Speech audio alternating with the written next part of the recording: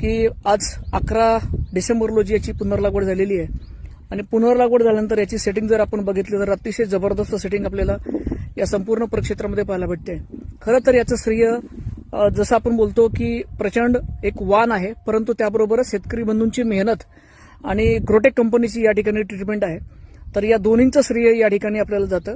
तर प्रथमतः तर शेतकरी बंधूंची मेहनत आहे आणि टरबूज पीक हे असं आहे की बांधावरून शेती करण्यासारखं पीक नाहीये. तर याला प्रत्यक्ष शेतामध्ये येऊन पिकाला बोलतं करावं लागतं आणि पिकाला बोलतं केल्यानंतर पीक सांगतं की मला फळं धरण्यामध्ये प्रॉब्लेम येत आहेत, मला रोग आणि किडीमध्ये प्रॉब्लेम येत आहेत, पाणी व्यवस्थापन माझं योग्य पाहिजे.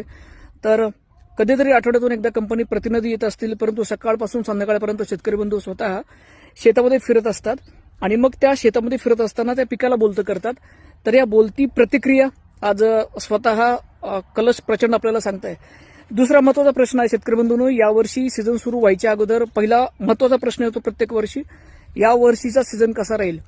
तर थोडंसं मार्केट अपडेट्स असं येत आहेत की मागच्या वर्षीच्या तुलनेमध्ये यावर्षी लागवड तशी टरबूज पिकाची कमीच आहे संपूर्ण महाराष्ट्राचा जर आपण विचार केला तर, परंतु त्यातही आजचे टरबूजाचे रेट हे खूप चांगले आहेत आणि भविष्यामध्ये जर एकंदरीत बघितलं आपण तर यावर्षीची परिस्थिती विपरीत परिस्थिती होती आणि फळधारणा यावर्षी तुलनात्मक दृष्ट्या कमी होती.